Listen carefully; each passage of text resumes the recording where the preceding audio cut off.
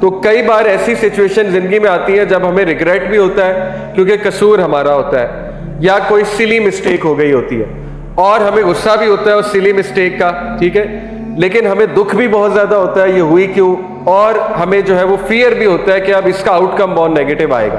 Quran is a book about you, قرآن آپ کے بارے میں کتاب ہے، کیونکہ قرآن اللہ رب العالمین کا کلام ہے اور اللہ آپ کو جانتا ہے، تو اللہ تعالیٰ آپ کے ایموشنز کو بھی جانتا ہے، اور اسی طرح اللہ تعالیٰ جو ہے وہ آپ کے ایموشنز کیسے ٹھیک ہوں گے یہ بھی جانتا ہے۔ کچھ لوگ کی اگر دعا قبول نہیں ہوئی کسی معاملے کے اوپر، وہ کسی معاملے میں بہت دعا کر رہے ہیں، انہوں نے بہت گڑ گڑا کے اس معاملے پہ دعا کی، اللہ کو بتایا بھی کہ اللہ مجھے بہت ضروری ہے یہ کام ہونا میرے لیے، ٹھیک ہے، اس کو کروا دے، لیکن وہ نہیں ہوا، دعا قبول نہیں ہوئی، تو ابراہیم السلام کی بھی تو دعا نہیں قبول ہوئی۔ ابراہیم علیہ السلام جو ہے انہوں نے اپنے ابا کے بارے میں کتنی دعا کی ہوگی، اور ان کو دعوت دینے سے پہلے ہر بار دعا کرتے ہوں ابراہیم علیہ السلام، لیکن ان کی دعا قبول نہیں ہوئی۔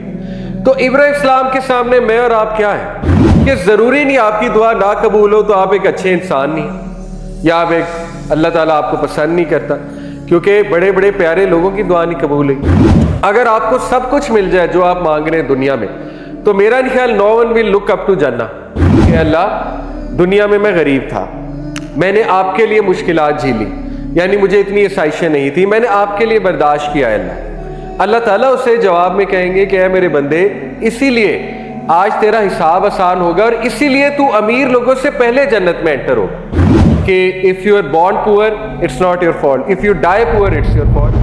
وہی جو لاسٹ ہم بات کر رہے تھے غم اور سیڈنس، یہ پوری ایک سیریز ہے پازیٹیو ایموشنز، تو اس میں غم کی بات بھی ہم کر رہے تھے، تو میں نے آپ کو بتایا تھا کہ 3 ٹائپس آف سیڈنس، ان کو ہم ڈسکس کرتے ہیں انشاءاللہ۔ نمبر 1، ایک ایسا غم جو آپ خود اپنے اوپر لے آتے ہیں because of your decisions, because of اللہ کی نافرمانی، اور بیکاز آف حرام کام میں، اور یہ غم پازیٹیو ہے، کیونکہ اگر یہ غم بھی نہیں آپ کو ہو رہا تو اس کا مطلب دل مردہ ہو چکا ہے۔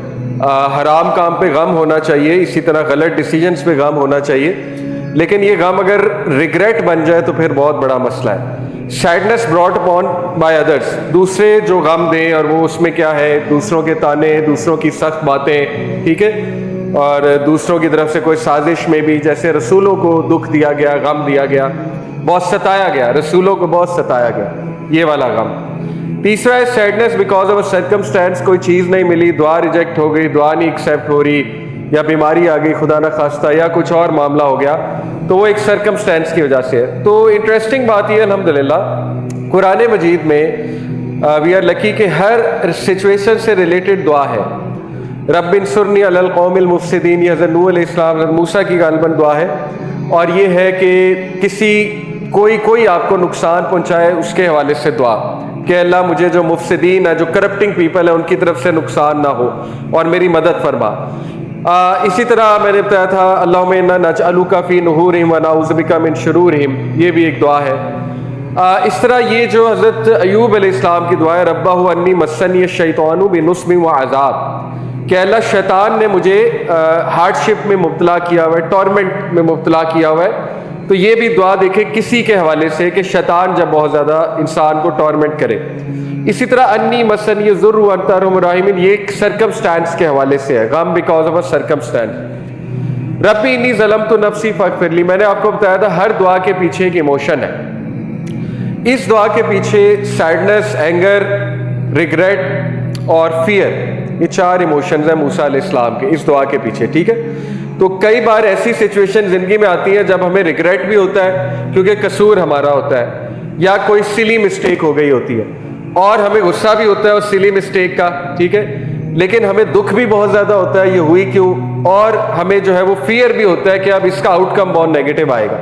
تو یہ سارے جذبات موسیٰ علیہ السلام کے تھے جب انہوں نے دعا پڑھی، کیوں؟ کیونکہ ان سے ایک بندہ مارا گیا تھا غلطی سے، تو پھر انہوں نے اللہ سے دعا کی ربی انی ظلمت نفسی فاغفر لی، کہ اے میرے رب میں نے ظلم کر لیا اپنے نفس سے تو مجھے معاف فرما۔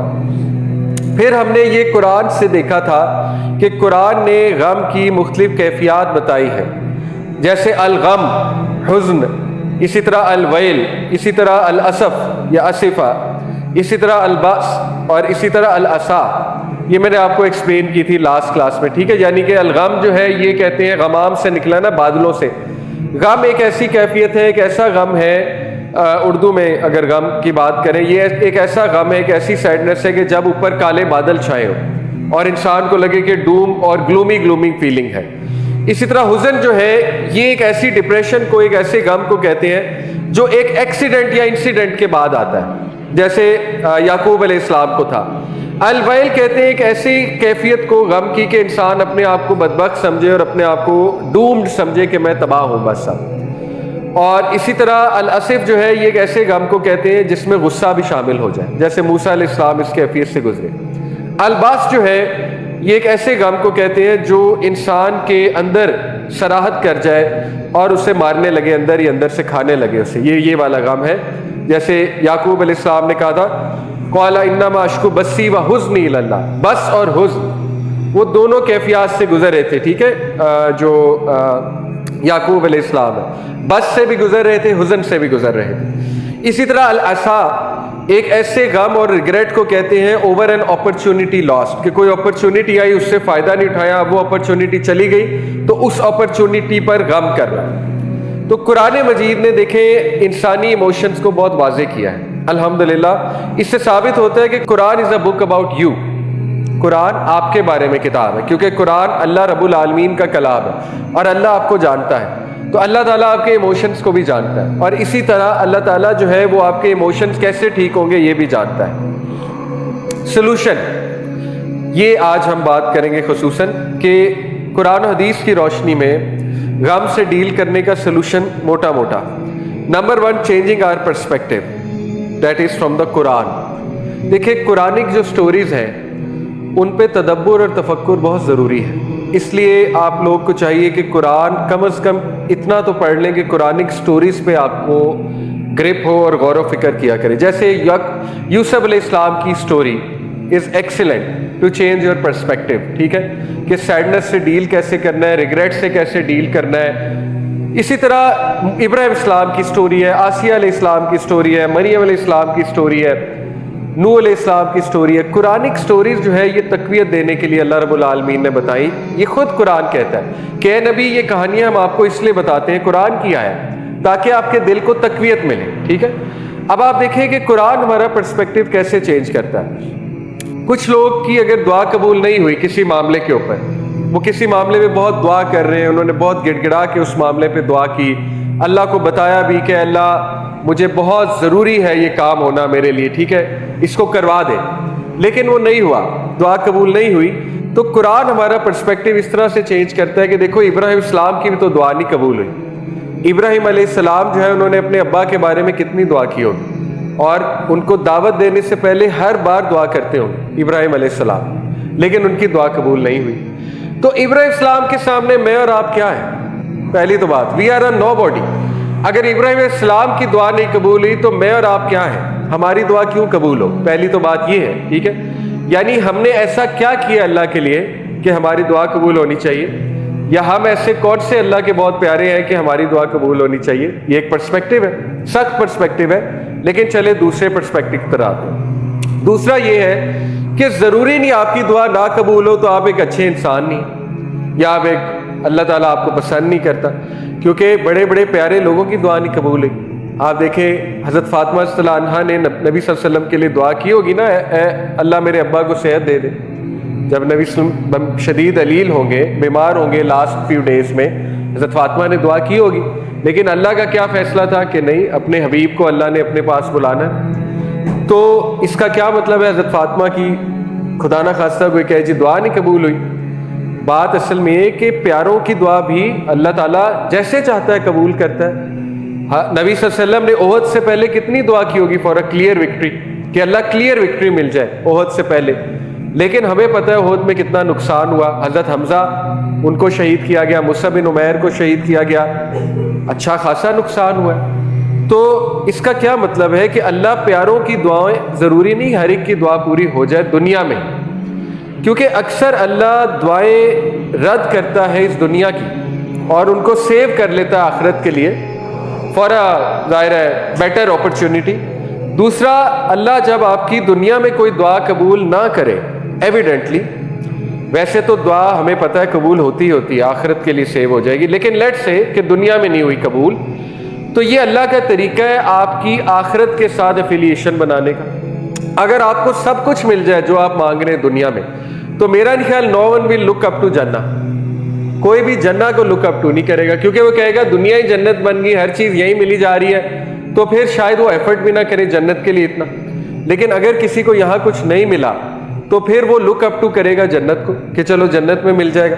اگر یہاں پہ بہت میری مشکل زندگی ہے تو چلو اللہ تعالیٰ وہاں پہ بہت آسانیاں دے دے گا. ٹھیک ہے.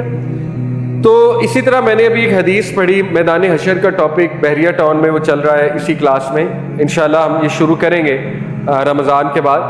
تو اس میں ایک حدیث ہے میدان حشر کے ٹاپک کے حوالے سے کہ اللہ تعالیٰ ایک غریب انسان کا حساب لے گا. وہ پورا ایک چیپٹر ہے کتاب کا کہ آسان حساب کن لوگوں کا ہوگا قیامت والے دن. آپ حیران ہو جائیں گے. اللہ تعالیٰ ایک غریب انسان کو بلائے گا جو غریب تھا, جس نے اتنے پیسے نہیں کمائے دنیا میں. وہ غریب انسان اللہ کو کہے گا, یعنی آپ دیکھیں کہ وہ باقاعدہ اللہ رب العالمین سے اپنی کہہ لے بیچارگی واضح کرے گا کہ اللہ دنیا میں غریب تھا, میں نے آپ کے لیے مشکلات جھیلی, یعنی مجھے اتنی آسائشیں نہیں تھی, میں نے آپ کے لیے برداشت کیا ہے. اللہ تعالیٰ اسے جواب میں کہیں گے کہ اے میرے بندے, اسی لیے آج تیرا حساب آسان ہوگا اور اسی لیے تو امیر لوگوں سے پہلے جنت میں انٹر ہوگا. آئی تھنک 500 سال پہلے غریب بندہ امیر سے جنت میں انٹر ہوگا. ٹھیک ہے. آپ دیکھیں کتنا خوبصورت پرسپیکٹو ہے. آج ہم جس سوسائٹی میں رہ رہے ہیں, آپ دیکھیں ہمارے ولاگرز کیا سکھا رہے ہیں کہ غربت ایک لعنت ہے. غربت جو ہے وہ ایک تمہارا قصور ہے اگر تم غریب ہو. آپ نے دیکھا ہے ایسے للکارتے ہیں وہ کہ if you are born poor it's not your fault, if you die poor it's your fault. اب ٹھیک ہے, اوکے, ایک جملہ ہے, جنرل جملہ, لیکن اس جملے کے پیچھے کتنا مٹیریلزم ہے. اور پھر سنگرز اس طرح کی البم نکالتے ہیں, گیٹ رچ اور ڈائی ٹرائنگ, کہ یا تو امیر بن جاؤ یا پھر just die a death as a پور. تو قرآن تو یہ پرسپیکٹو بتاتا ہے کہ غریب لوگ پہلے جنت میں جائیں گے. غرباء کو تو کتنا زیادہ ایج ہے, قیامت والے دن ان کا حساب بھی آسان ہوگا. ٹھیک ہے. اس کا یہ مطلب نہیں ایفرٹ نہ کی جائے, اس کا یہ مطلب نہیں غریب ہی بندہ کہے جی میں غریب ہوں, میں غریب ہی رہوں گا. بھائی آپ ایفرٹ اپنی کرو, لیکن ایفرٹ کے باوجود بھی اگر یو آر ناٹ سکسیسفل, آپ کا بزنس نہیں چل رہا, آپ کو کوئی لیٹ سے اچھی جاب اتنی نہیں مل رہی, تو پھر سمجھ جاؤ کہ ایفرٹ کے باوجود اگر میرا معاملہ نہیں ہو رہا ہے تو میں کتنا کمپرومائز کر سکتا ہوں. جو کچھ سنا گیا اللہ پاک اس پر عمل کرنے والا اور آگے لوگوں تک پہنچانے والا بنائے. مزید اصلاحی بیانات کے لیے ہمارا یوٹیوب چینل MA ریمائنڈر کو سبسکرائب کریں. جزاک اللہ خیر.